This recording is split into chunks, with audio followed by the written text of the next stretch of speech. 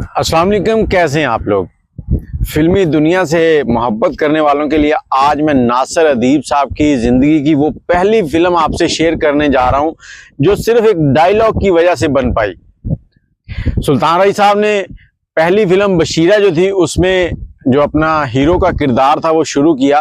फिल्में तो वो बहुत पहले से कर रहे थे, लेकिन बशीरा के अंदर वो ये कह लें कि सबके सामने नमूदार हुए।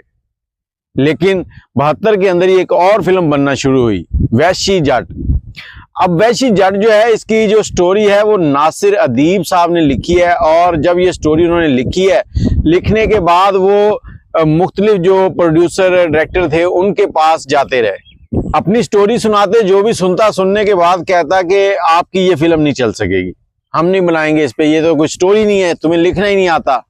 लेकिन फिर जब वो हसन अस्करी साहब के पास पहुंचे तो हसन अस्करी साहब ने उनको इनकार कर दिया। किस बिना पर? कि वो साइकिल के ऊपर घूम रहे हैं, एक पीले से रंग की धोती और बुनियान पहनी हुई है, और ये बंदा राइटर हो सकता है। लेकिन नासिर अदीब साहब के इसरार करने पर हसन अस्करी साहब ने जब उनसे कहा कि आप सुनाएं, उन्होंने जो पहला डायलॉग सुनाया था ना इस फिल्म का, उसी डायलॉग को सुनने के बाद हसन अस्करी साहब ने कहा था कि आपकी ये फिल्म मैं ही बनाऊंगा और सिर्फ मैं बनाऊंगा इस पे।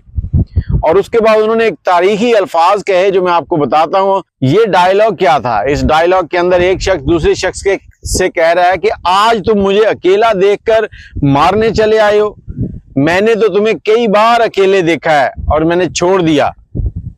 अब जो मारने वाला था उसने कहा कि छोड़ तो हमने भी जाना है, बस तुम्हारी रूह जो है वो लेकर जानी है। अब ये डायलॉग आपको सुनवाता हूँ।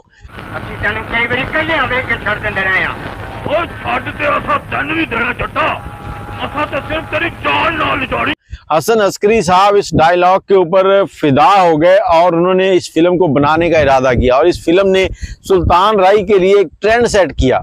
और हसन अस्करी साहब ने वो तारीखी अल्फाज कहे कि नासिर अदीब, तुम एक वक्त आएगा कि इस इंडस्ट्री के अंदर सबसे ज्यादा फिल्में बनाने वाले राइटर हो गए, लिखने वाले। वही हुआ। हसन अस्करी साहब की बात ऐसी वो साबित हुई कि नासिर अदीब साहब ने ऐसी ऐसी फिल्में लिखी हैं, और ये सिर्फ पाकिस्तान में नहीं लिखी। नासिर अदीब साहब ने हिंदुस्तान में जाकर भी बहुत सी फिल्में लिखी हैं, जैसे सनी देओल की फिल्में हैं, घातक, घायल। पिछले कुछ अर्सा पहले एक मौड़ फिल्म आई थी, वो भी नासिर अदीब साहब ने लिखी है। अब वहाँ के जो लोग हैं वो इनसे फिल्में तो लिखवाते थे, इनको मुआवजा दे देते थे, लेकिन जो हालात हैं, हालात की वजह से इनका नाम जो है वो फिल्म के अंदर शामिल नहीं किया जाता था। तो नासिर अदीब साहब, अल्लाह पाक उनको लंबी जिंदगी और सेहत अता फरमाए और ईमान वाली जिंदगी अता फरमाए। इस फिल्म ने सुल्तान रई का ऐसा ट्रेंड सेट किया कि उसके बाद सुल्तान रई जो है ना वो बुलंदियों से नीचे नहीं आए। आपको ये फिल्म कैसी लगी है?